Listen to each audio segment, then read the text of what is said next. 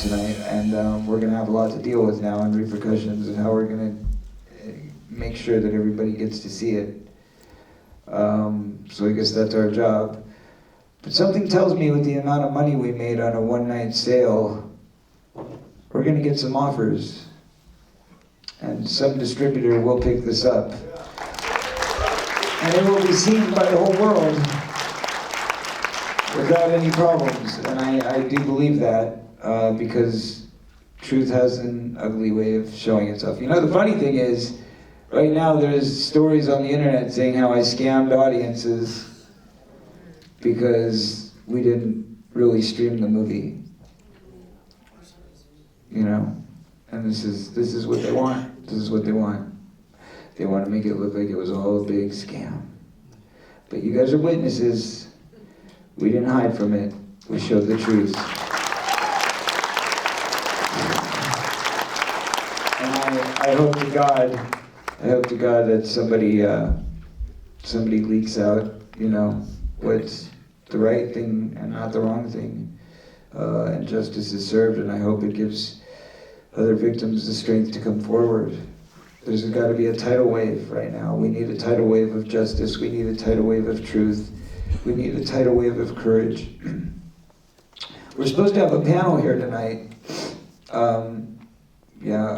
But I don't know that that's appropriate at this point.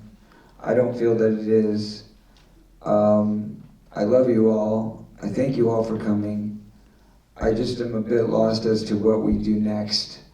And I guess I have to figure that out because there's a lot of people, thousands of people all over the world who are sitting frustrated right now because their movie was hacked and they didn't get to see this film. Besides that, we had a moderator who was supposed to be our moderator tonight, and she backed out at the last minute. And the reason why she backed out is because the network that she worked for, I'm not going to mention any names, wanted an embargo, which we gave her, that, you know, they weren't going to release anything, and then we gave them a copy of the film, and then literally 2 hours before the event, she said that the lawyers wanted a copy of all of our corroborations, but also wanted to be able to go out to all the people we were accusing and ask them if they, you know, wanted to defend themselves. 2 hours before we were about to go live. And I'm like, no, we can't do that. And then let me tell you another story about how we sent this out to AP. And AP had made a deal that we were going to do a live interview today. And when we went to do that live interview today, same thing, they asked for a preview. They said that, you know, no problem, we won't tell anybody about it. And they asked for a watermarked version. We sent them the watermarked version. And they said, there's no there after watching the film. What? That's what they said. They said, there's no story here. This has all been previously reported. There's no news. There's no news here. So this is a really, really, really crazy, strong showing of the dark side trying to keep this silent. And we, all of us here tonight, are saying, that's not okay. That's not okay. The truth must survive. Children must be saved. We must accept this fact. So, if anybody wants to say anything, you're more than welcome. If anybody's got a question, I'm happy to answer it. And I want to say, Ricky, is Ricky here? Where's Ricky at? Ricky, come here. Come here. I just want to give this man, I love you.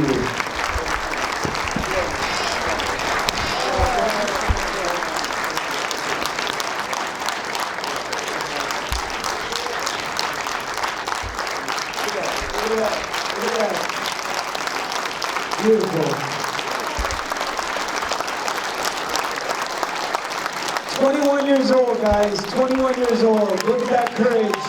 Look at that courage. God bless you, buddy. God bless you.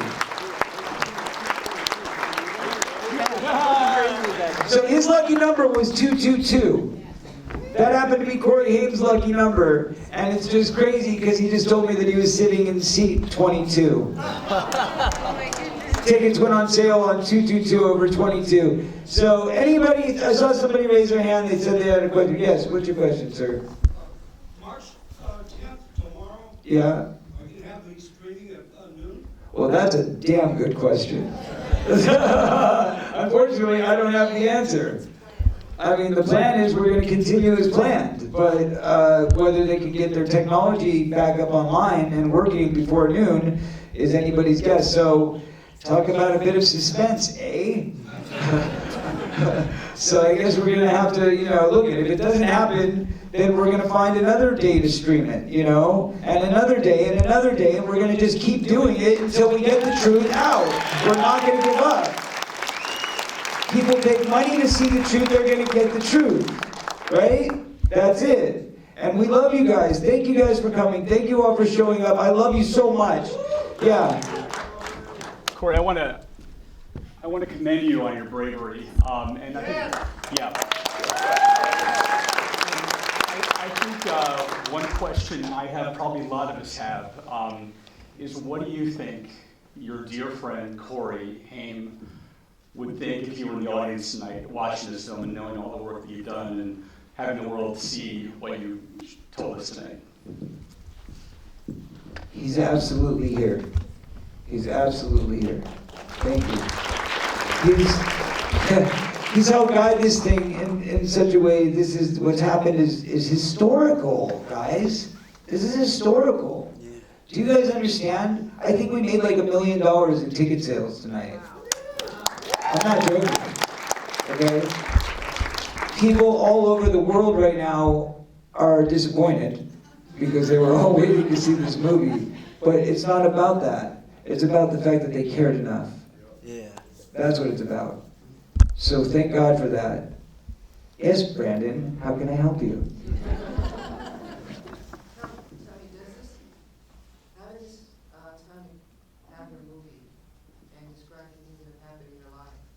Does this give you a completion in your heart, or, how do you feel inside? Well, I would like to say it gave me a completion in my heart, but until I know that the world has seen my truth, it's not complete. I could cut the hair, I could show you guys, but there's 1 billion people out there that need to see this movie right now. Thank you. Yeah.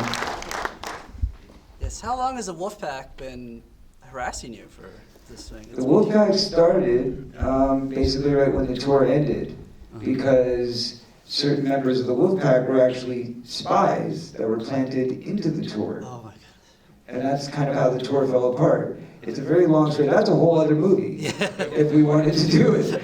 And we started going down that road, and we were like, we can't go down this road. It's too much. Because the whole point is got to stay focused on, we got to focus on getting these abusers.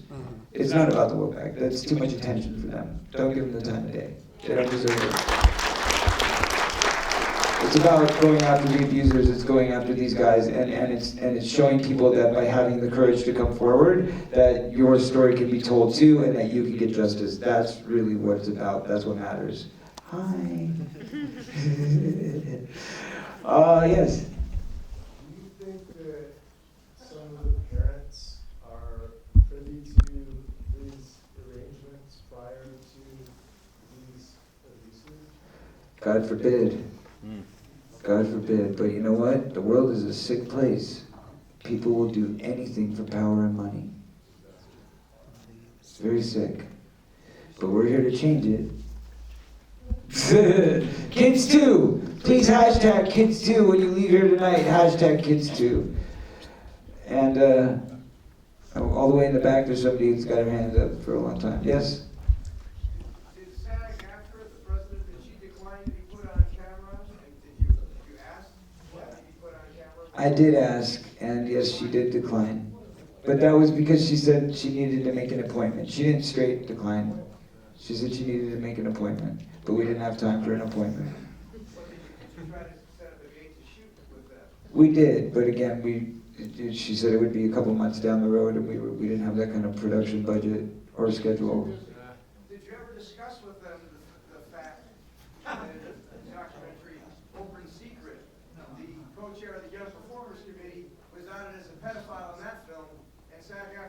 shove it under the rug. Did you know that?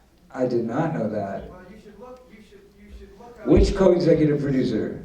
No, the co-committee chair of the Young Performers Committee was outed as a pedophile in open secret. Michael Hara. Okay, good to know.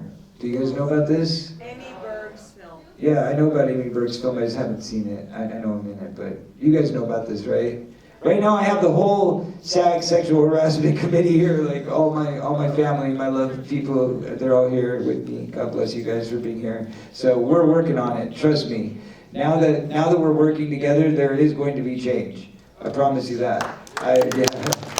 We're working on 4 committees right now. 4 committees to change the laws, to change the Child Actors Handbook, the laws regarding children on the set, children in the workplace, children in the environment. It's all coming with a movement that we're calling a subcommittee called Kids 2. Thank you, of course, Pamela, right here, for helping make that happen. God bless you. And a big prayer for Frances Fisher, who couldn't be here with us tonight. God bless her. She's a big part of why I'm on that committee, too. Thank you, Frances. God bless you. Our hearts are with you. Okay, yes. I met Bobby Hoffman when I was about 20 years old Okay. for Happy Days. Okay. And my question is, do you think that Bobby Hoffman actually knew that his lover was a pedophile? I very much believe Bobby Hoffman was part of it. Yeah, I do too. Yeah.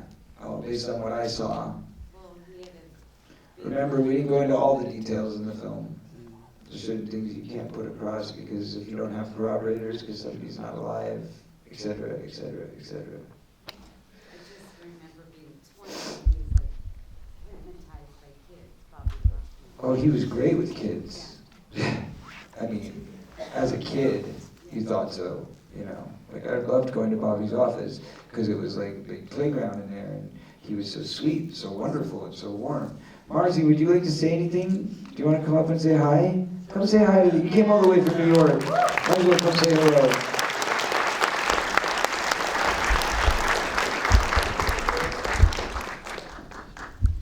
So this is one of the bravest people you'll ever meet. Yeah.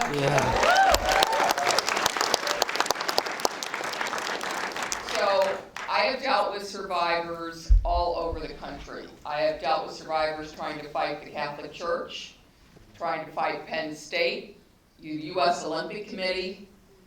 There's really not much more buttoned up than Hollywood. It really is remarkable. So if this was hacked tonight, it just means you have to show it again and again and again. I hope you will all join the fight to protect children. I really do. They can't protect themselves even when they look old enough, and they look so grown up. Kids need protection. And we can do it, but only if we do it together. So, thank you, Corey.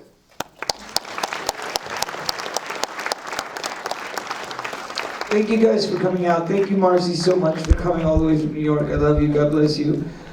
Brian, just before we go, I just want to acknowledge Brian. Where is he?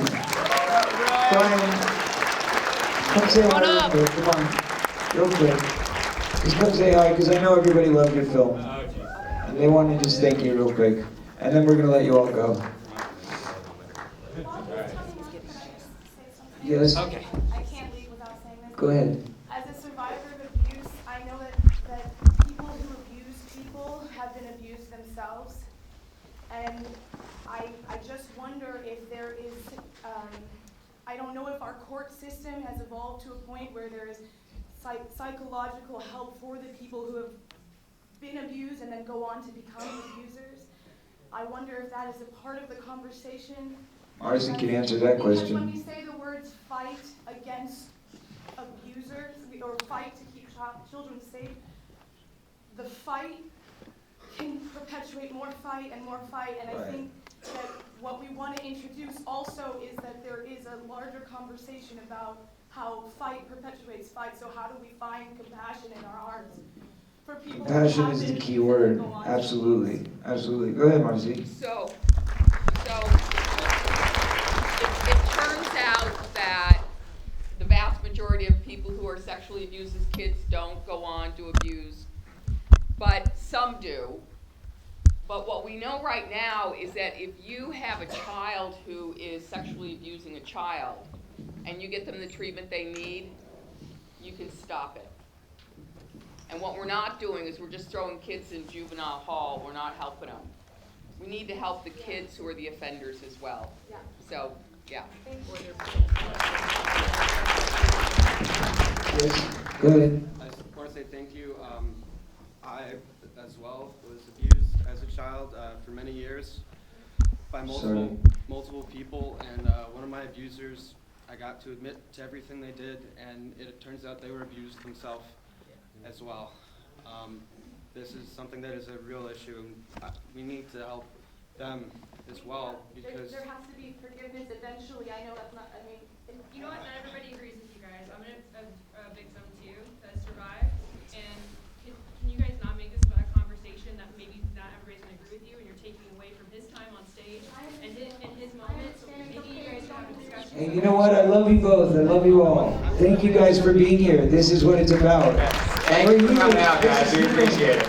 It's all talking about it. God bless you guys. Go ahead, Brian. Brian, ladies and gentlemen, he's the one that crafted this film. Blame him.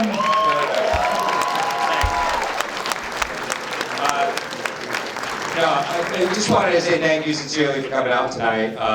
The technical difficulties were interesting, but at least, you know, I'm pretty sure you breathed a big sigh of relief when you got to see that done. Like, get to see the movie out and have everybody see it. I did, and you know. It's like a real movie where you see the premiere before the rest of the world, right? But again, it meant a lot that you guys were there to witness it, and it was a very moving experience on our end. Hopefully it was for you too, and hopefully, look, the kids too conversation really needs to just keep going. It has to. I mean, I remember asking Marcy when we were talking, like, what can we do here? And she says, you're doing it. And that's the thing, just get the awareness out, okay? That's all. So thank you, I'm good. We gotta go. You guys get home, or if you want, we're having a party in the Rainbow. I'm sure there's still time to celebrate. Free pizza and free potato skins for anybody who comes by. Thanks. Also, just wanted to take a minute to thank everybody who risked their lives and put their name on the film.